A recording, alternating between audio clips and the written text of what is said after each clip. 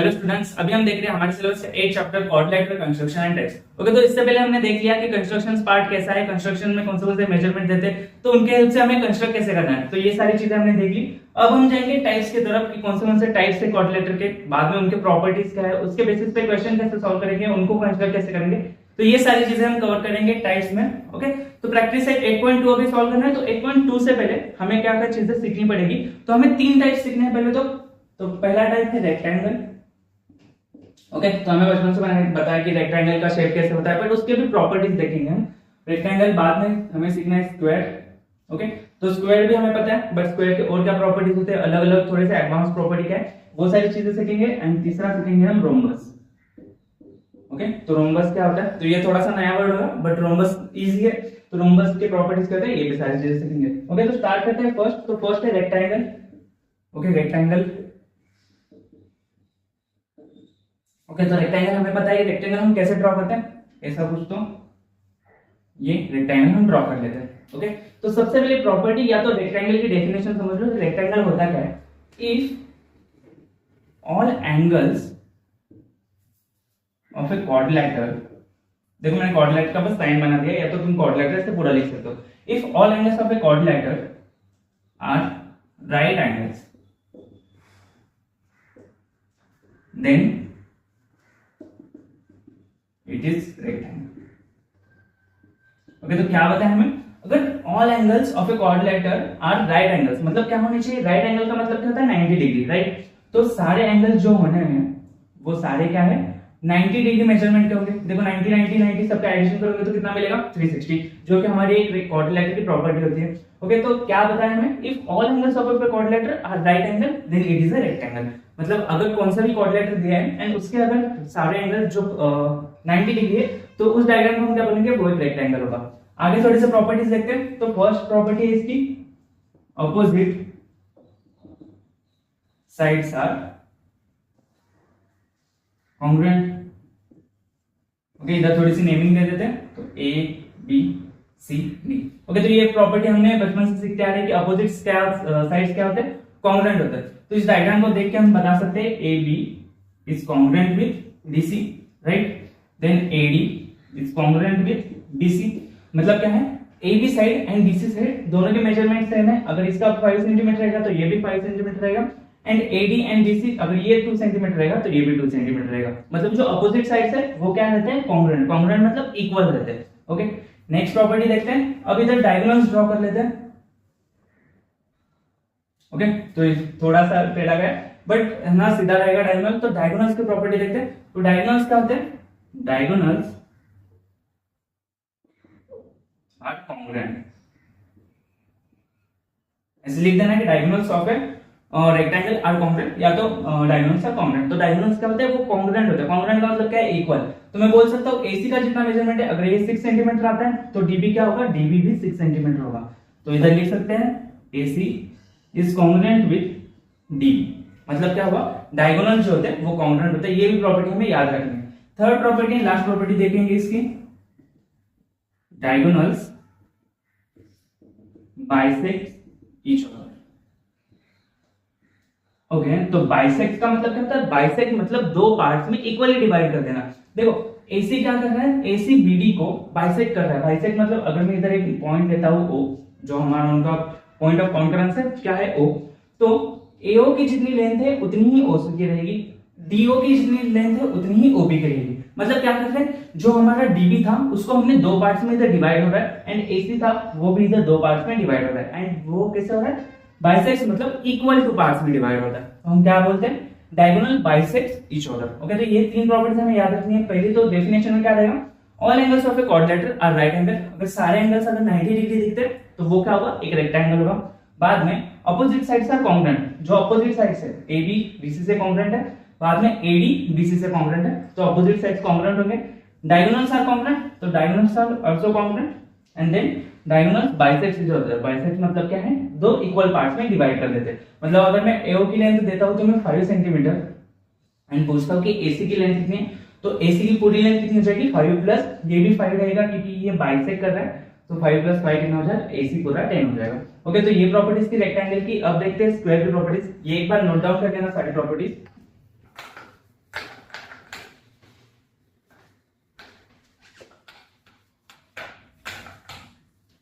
Okay, तो देखते हैं अभी स्क्वायर के प्रॉपर्टीज। ओके, तो स्क्वायर हमने बचपन से देखते आ रहे हैं कि स्क्वायर एक दिखता कैसे है। तो स्क्वायर कैसे होता है, ऐसे कुछ तो डायग्राम हमने देखी होगी, बचपन से हम देखते आ रहे हैं कि स्क्वायर मतलब क्या होगा, सारे साइड्स इक्वल होंगे। ये प्रॉपर्टी हमने सीखी है। अब इसकी डेफिनेशन देखते हैं। If all sides and all angles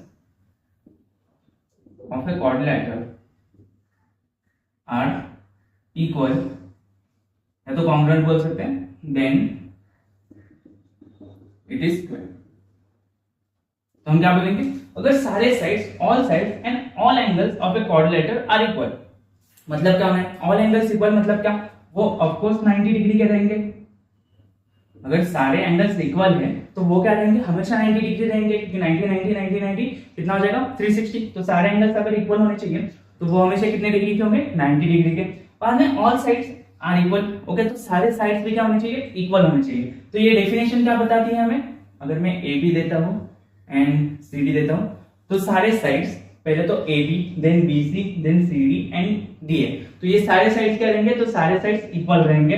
बाद में जो एंगल है, angle A, angle B, angle C and angle D, तो ये सारे एंगल्स क्या रहेंगे, राइट एंगल या तो इक्वल एंगल्स बोल सकते हैं। तो हम ऐसे कुछ तो प्रॉपर्टी लिख सकते हैं इसकी, A B is congruent with B C, is congruent with C D, is congruent with D. और क्या बोल सकते हैं, angle A is equal to angle B is equal to angle C is equal to angle D is equal to 90 degree.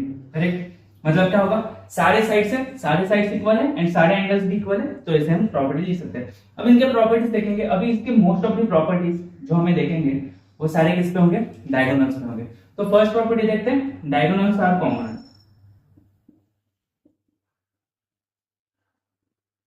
Okay, तो ये property हमने rectangle में भी देखी थी। डायगोनल्स क्या होते हैं, डायगोनल्स क्या होते हैं, कॉन्ग्रुएंट होते हैं। देखो जब भी 90 डिग्री का आएगा हमेशा डायगोनल्स जो रहेंगे वो हमेशा क्या रहेंगे, कॉन्ग्रुएंट रहेंगे।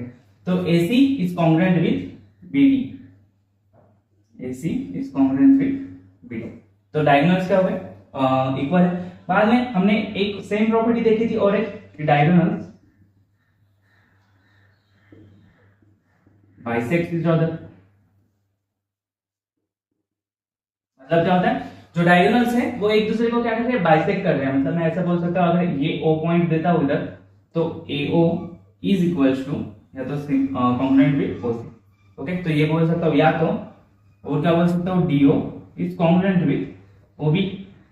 करेक्ट है, या तो सारे पार्ट्स में बोल सकता हूं इक्वल है, मतलब AO OD से इक्वल होगा, OC DB से भी इक्वल हो सकता है। ओके, तो ये सारी चीजें होती है। तो हमने कौन से प्रॉपर्टी अभी तक देखे, सारे एंगल्स एंड सारे साइड्स क्या होने चाहिए, इक्वल होने चाहिए। उसके बाद डायगोनल्स की प्रॉपर्टीज देखे। डायगोनल्स क्या है, डायगोनल्स पहले तो कॉन्ग्रुएंट है, बाद में बाइसेक्ट करते हैं। अब और एक प्रॉपर्टी नहीं देखेंगे, diagonals are perpendicular to each other.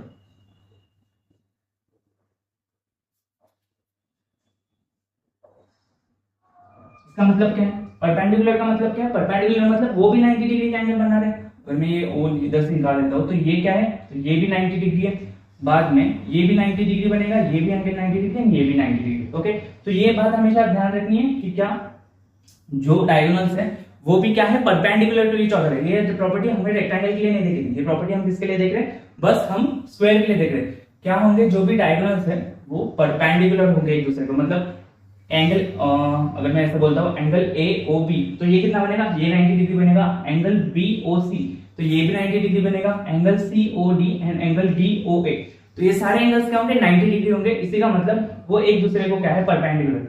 तो ये एक दूसरे को क्या है, परपेंडिकुलर। तो डायगोनल्स के हमने तीन प्रॉपर्टीज अभी तक देखे। तो डायगोनल्स सारे कॉन्ग्रुएंट होते हैं, बाद में बाइसेक्ट करते हैं एंड परपेंडिकुलर। तो ऐसे भी बोल सकते हो कि परपेंडिकुलर बाइसेक्टर है। तो ये भी चीज चल रही है कि दो प्रॉपर्टीज को एक चीज में लिख दिया कि diagonals are perpendicular bisector to each other, तो ये भी चल जाएगा। और एक प्रॉपर्टीज देखेंगे, diagonals bisect the other angle, the opposite angle. Okay, तो डायगोनल्स क्या करते हैं, डायगोनल्स बाइसेक्ट करते हैं अपोजिट एंगल्स को। मतलब ये जो A है, या तो इसका डायगोनल पकड़ो, तो ये क्या कर रहा है, ये इधर से 45 डिग्री बनेगा एंड ये इधर से 45 डिग्री बनेगा। क्यों, क्योंकि डायगोनल जो है, डायगोनल क्या कर रहा है, बाइसेक्ट कर रहा है एंगल को। अगर ये 90 डिग्री है तो ये क्या करेगा, 45 45, ये भी इधर 45 45 होगा। एंगल का मेजरमेंट लेते हैं मतलब ओ बी सी, ये भी 45 बनेगा एंड ओ बी ए, तो ये क्या बनेगा 45। तो हमारी लास्ट प्रॉपर्टी क्या थी, diagonals bisect the opposite angles. तो जो अपोजिट एंगल्स है उसको क्या करते हैं, डायगोनल बाइसेक्ट करते हैं। और स्क्वायर के केस में क्या रहेगा, स्क्वायर के केस में ऑफ कोर्स सारे एंगल 90 डिग्री रहेंगे, तो जो बाइसेक्ट कर रहा है वो हमेशा कितना एंगल आएगा, 45 डिग्री आएगा। तो ये सारी जो प्रॉपर्टीज है वो याद रखनी है। देखो जो स्क्वायर की प्रॉपर्टीज है वो सारी डायगोनल्स के बेस पे है। तो जो फर्स्ट डेफिनेशन में हमने बताया था कि सारे साइड्स एंड सारे एंगल्स इक्वल होते हैं, उसके बाद जो चार प्रॉपर्टीज है वो सारी किसकी है, तो वो सारी प्रॉपर्टीज डायगोनल्स के। तो फर्स्ट हो गया कॉन्ग्रुएंट, बाद में बाइसेक्ट करते हैं एक दूसरे को, ये दो प्रॉपर्टीज रेक्टेंगल के जैसे है, बाद में diagonals are perpendicular to each other, तो ये नई प्रॉपर्टी है, and diagonal bisect the opposite angle. तो ये सारी चीजें याद रखनी है। तो ये चारों प्रॉपर्टीज नोट डाउन कर लो, डेफिनेशन नोट डाउन कर लो। अभी हम देखते हैं कि रोम्बस क्या होता है। अभी हम देखते हैं रोम्बस। ओके, तो रोम्बस थोड़ा सा नया वर्ड होगा, या तो पहले किसी ने सीख लिया होगा तो उसको नोन होगा। तो रोम्बस क्या होता है, रोम्बस भी इजी है, जैसे हमने रेक्टेंगल लिखा, स्क्वायर लिखा, तो उनके भी जैसे थोड़ी सी सिमिलर प्रॉपर्टी है इसकी भी। तो रोम्बस क्या होता है, रोम्बस की कुछ तो ऐसे डायग्राम बन जाएगी। ओके, तो फर्स्ट प्रॉपर्टी देखते हैं इसकी क्या है। तो या तो definition, if all sides of a quadrilateral are equal then it is rhombus. मतलब क्या है, अगर सारे साइड्स इक्वल है, एक रेक्टेंगल सॉरी एक क्वाड्रिलेटरल के जब अगर सारे साइड्स इक्वल है उसको तो हम क्या बोलेंगे, रोम्बस है वो। ओके, तो अगर ये प्रॉपर्टी हम क्या रेक्टेंगल के लिए कर सकते हैं, हाँ तो रेक्टेंगल के लिए भी कर सकते हैं, स्क्वायर के लिए भी कर सकते हैं, बट जो पर्टिकुलर क्वाड्रिलेटरल है अगर वो इक्वल लेंथ के हो सारे साइड्स उसके, तो उसको क्या बोलेंगे, रोम्बस। मतलब अगर एक एग्जांपल लेते हैं, इधर नेमिंग देते हैं उसकी P Q R S. Okay, अब इधर डायगोनल्स भी निकाल लेते हैं इधर से। ओके, तो क्या बना, ये एक हमारा है रोम्बस। तो इसको प्रॉपर्टी क्या है हमारी, if all sides are equal, तो सारे साइड्स इक्वल होंगे, तो P Q is congruent with Q R is congruent with S R is congruent with S P. तो ऐसा बोल सकते हैं कि अगर एक क्वाड्रिलेटरल के सारे साइड्स इक्वल है, देखो रेक्टेंगल में हमने क्या देखा, रेक्टेंगल में देखिए कि सारे एंगल्स इक्वल होने चाहिए। स्क्वायर में क्या देखा, स्क्वायर में साइड्स एंड एंगल सारे इक्वल होने चाहिए, एंड रोम्बस में क्या है, तो रोम्बस में सिर्फ साइड्स इक्वल होने चाहिए। तो ये प्रॉपर्टी इस प्रकार से ध्यान रखनी है, रेक्टेंगल मतलब सारे एंगल्स इक्वल, स्क्वायर मतलब angles and sides equal, and rhombus मतलब साइड्स इक्वल। ओके, तो ये प्रॉपर्टीज हम याद रखेंगे। अब इसके प्रॉपर्टीज देखते हैं। सबसे इंपॉर्टेंट प्रॉपर्टी हम देखते हैं पहले, तो अपोजिट एंगल्स आर कॉन्ग्रुएंट। मतलब क्या होगा, जैसे हमने स्क्वायर में देखा कि स्क्वायर में क्या है, चारों एंगल्स इक्वल थे, रेक्टेंगल में चारों एंगल्स इक्वल थे, बट इधर चारों एंगल्स इक्वल नहीं है, इधर बस क्या है, अपोजिट एंगल्स आर इक्वल। मतलब क्या होगा, अगर ये एंगल P है तो angle P is congruent with angle R, तो P एंड R ये दोनों ही एंगल इक्वल होंगे। देखो ये ऑब्ट्यूस एंगल है, ये भी ऑब्ट्यूस एंगल बना रहा है, तो ये इक्वल है, दोनों ये एक्यूट एंगल बना रहे हैं, तो ये दोनों क्या है, इक्वल है। तो angle Q is congruent with angle S। तो हम क्या बोल सकते हैं, बस रोम्बस के ऑपोजिट साइड्स क्या होते हैं, सॉरी ऑपोजिट एंगल्स होते हैं, वो क्या होते हैं, इक्वल होते हैं। नेक्स्ट प्रॉपर्टी देखते हैं। नेक्स्ट प्रॉपर्टी डायगोनल्स की होगी, diagonals bisects each other.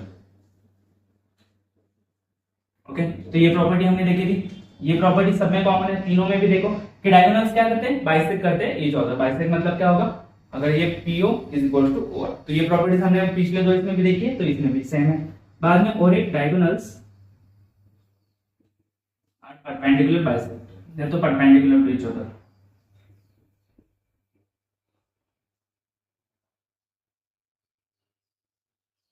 To each other मतलब क्या होगा, डायगोनल्स क्या होंगे, वो परपेंडिकुलर टू ईच अदर। मतलब ये 90 डिग्री का एंगल बनाएगा, ये भी 90 डिग्री का एंगल बनाएगा, ये भी 90 डिग्री, ये भी 90 डिग्री। तो क्या होगा, जो डायगोनल्स होते हैं वो क्या होते हैं, परपेंडिकुलर बाइसेक्टर। ये दोस्तों प्रॉपर्टीज हमने किस में देखी थी, तो ये प्रॉपर्टीज हमने देखी थी स्क्वायर में। स्क्वायर में क्या था, स्क्वायर में diagonals are perpendicular to each other था। ओके, तो ये हो गया। एंड एक इसकी एक इंपॉर्टेंट और एक प्रॉपर्टी है कि diagonals bisects opposite angle. Okay, diagonals क्या करते हैं और अपोजिट एंगल्स को बाइसेक्ट करते हैं। ये सेम प्रॉपर्टी हमने किस में देखी थी, स्क्वायर में भी देखी थी। मतलब अगर ये P है, समझो P अगर हमारा दिया है 120 डिग्री, ओके, तो P 120 है, तो R भी क्या होगा, 120। और बाइसेक्ट कर रहा है मतलब क्या कर रहा है, जो हमारा RPQ है, तो ये बन जाएगा 60 डिग्री, एंड जो हमारा SPR है तो ये बन जाएगा 60 डिग्री। ओके, तो इसका मतलब होता है बाइसेक्ट। सेम इसके लिए अगर ये 120 है तो ये कितना रहेगा, तो ये रहेगा हमारा उसको 60 डिग्री, तो 60 डिग्री से उसको हाफ करेंगे तो ये 30 डिग्री आ जाएगा। तो ये प्रॉपर्टीज हमने किसके लिए की, डायगोनल्स बाइसेक्ट ईच अदर, तो ये होगा रोम्बस के। अब और एक बार प्रॉपर्टीज रिवाइज करते हैं। रेक्टेंगल के लिए हमने क्या कह देखा, तो रेक्टेंगल के लिए अपोजिट साइड्स होते हैं वो इक्वल होते हैं, उसके बाद जो डायगोनल्स होते हैं वो इक्वल होते हैं या तो कॉन्ग्रुएंट बोल सकते हैं, बाद में डायगोनल्स बाइसेक्ट करते हैं ईच अदर। ओके, तो ये प्रॉपर्टीज देखी। बाद में हमने किसके लिए देखी प्रॉपर्टीज, देखी स्क्वायर के लिए। तो स्क्वायर में क्या था, स्क्वायर में पहले तो साइड्स एंड एंगल्स सारे इक्वल होने चाहिए, उसके बाद डायगोनल्स क्या होते हैं, डायगोनल्स उसके कॉन्ग्रुएंट होते हैं, बाद में डायगोनल्स बाइसेक्ट करते हैं each other, diagonals perpendicular to each other and diagonal bisect the opposite angles. तो ये सारे प्रॉपर्टीज सेम है। ये प्रॉपर्टीज रोम्बस के लिए भी एप्लीकेबल है एंड स्क्वायर के लिए भी, बट डिफरेंस क्या है, इधर बस अपोजिट एंगल्स होता है एंड जो स्क्वायर है उसके लिए सारे एंगल्स इक्वल होते हैं एंड सारे साइड्स भी इक्वल होते हैं। ओके, तो ये सारी चीजें हुई एंड रोम्बस के प्रॉपर्टीज ये रही। ओके, तो ये हो गए 3 टाइप्स। अभी हम देखेंगे इसके बेस पे जो प्रैक्टिस है 8.2 है, तो उसके क्वेश्चन सॉल्व करेंगे, उसमें देखेंगे कि इनको कंस्ट्रक्ट कैसे करना है, इनके प्रॉपर्टीज का यूज कैसे कर सकते हैं। तो मिलते हैं अभी नेक्स्ट प्रैक्टिस सेट में।